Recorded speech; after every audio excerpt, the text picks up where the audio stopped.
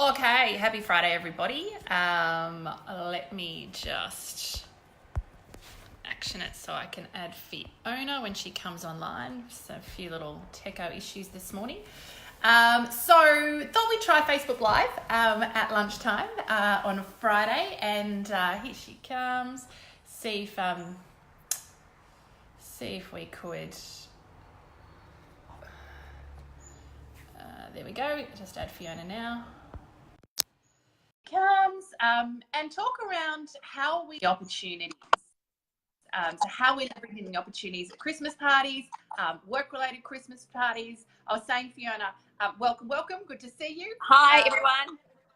Hopefully our feedback, we had a bit of feedback noise earlier, but how we're leveraging the opportunities that come up at Christmas parties, both workplace Christmas parties, but the other one is, it's a very social time. So, any other personal Christmas parties as well. So any event really, how we're leveraging those opportunities so that, yes, of course, it's an opportunity to have fun and let our hair down, but also, are there some conversations? Are there people that you could connect with? Are there, that normally you wouldn't necessarily have the opportunity to do that. So, how do we go about really leveraging those opportunities? And I think it's an opportunity that people miss out on. Yeah, we were just talking about, what is it that holds us back from sharing the stuff that would be really interesting and valuable? And it's something about, if we feel either, it wouldn't be suitable for me to say something, or am I big noting myself, or if I ask that question, how's that going to look? And all that second guessing, that voice in our head often means that we don't take advantage of the situation, which is actually a really natural conversation to have about, something you've been working on, something you're really proud you've achieved, or your team's achieved, or something you've been involved in. Maybe there was a cross-functional project, and you're really pleased with how it's going. And if there are senior stakeholders there, it would be really interesting to have a conversation, to get their input, to hear what they think, to maybe ask them some questions without having to go into a lot of detail, but just making sure that you're ready to have that sort of conversation, as opposed to just talking about what are you going to do on your holidays, or how good or bad the weather's been, or that sort of thing, which is our default kind of places we go when we don't want the discomfort of doing something that's a little bit new. So if you haven't been used to having those conversations with people you don't see all the time, it can feel like anything new and therefore uncomfortable. Yeah, great points. I think, I had a call during the week from someone, actually, with this Facebook Live's really triggered from that, who was kind of saying they don't know how to open up. So how do I open up the dialogue? How do I even start this? Because it feels awkward.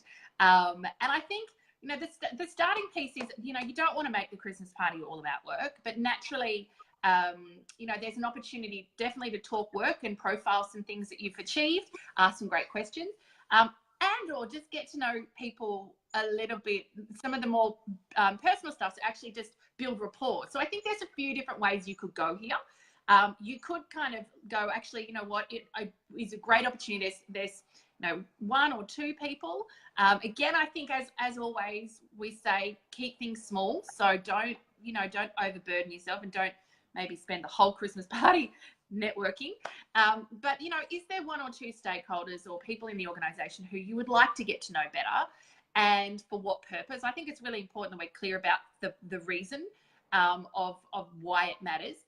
And then how do you facilitate a conversation, either number one, with the intention of just building rapport, or number two, to actually leverage the opportunity to find out more about the work they're doing, to profile something that you're working on.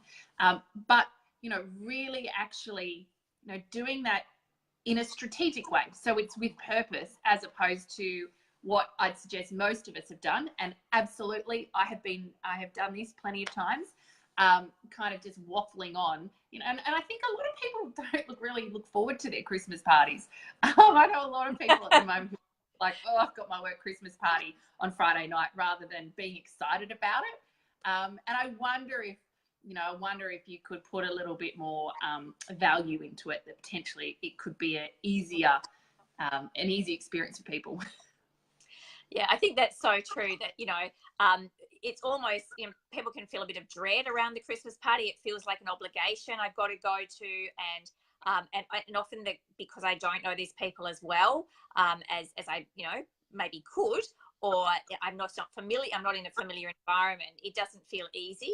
And therefore, and I think even as we go into that kind of space, then we tend to contract a bit rather than, you know, expand and sort of reach out. And I think you make a really good point, Kate, that it's not just about, you know, profiling what you've done. It's actually about being curious and asking great questions. If you have the opportunity to speak to one or two senior stakeholders who maybe you don't normally come across in your day-to-day work, if you're aware of what the company strategy is, if you're aware of some of the things that are going on, you can ask a couple of really pertinent, interesting questions, which shows that you're interested in what the business is doing. It shows your enthusiasm and your curiosity around what's going on. And I think that is a really great way to build rapport in something that's business oriented without it having to be all about you.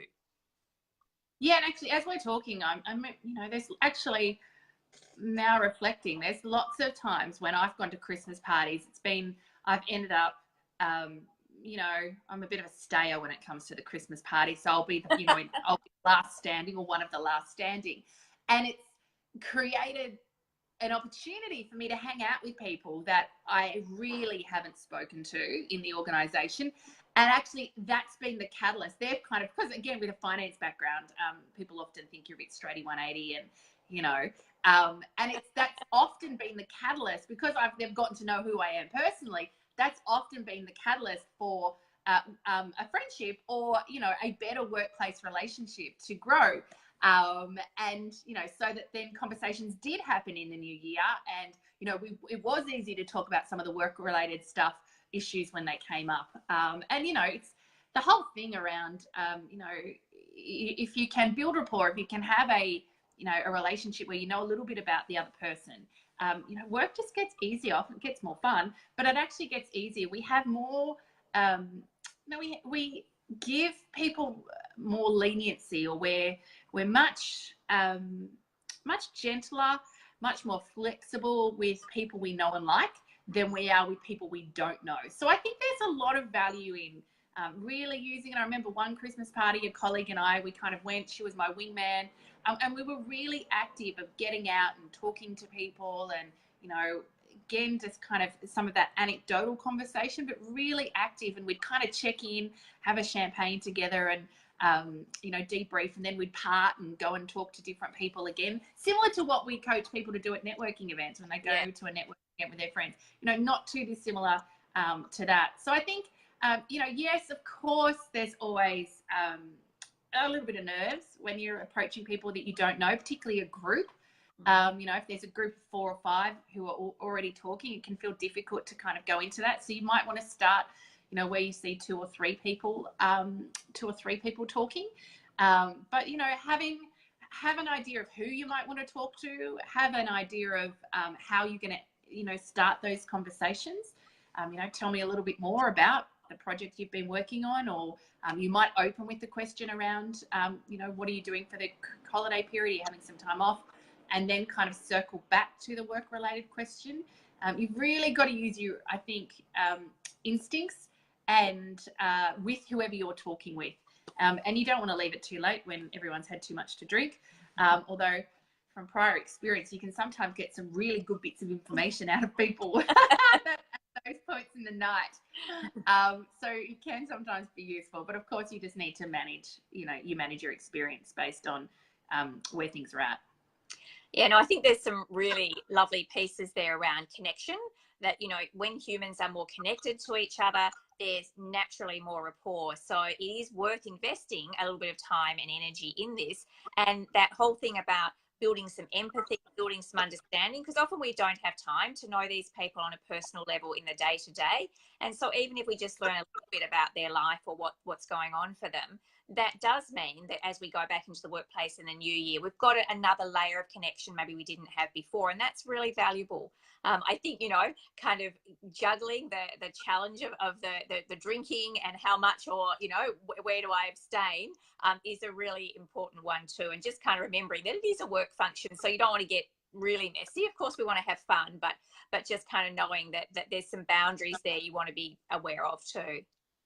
Yeah, absolutely. And look, the circles back, and like the connection's the great point, right? Which is all around building relationships. Like in Core Confidence, we talk about now who are you asking for help, who's on your team, who's around you to support you, who can give you feedback that you can trust and hear in a completely objective way, and to actually bring, you know, create those people, bring them close to you, so that you know, this whole like work life kind of game.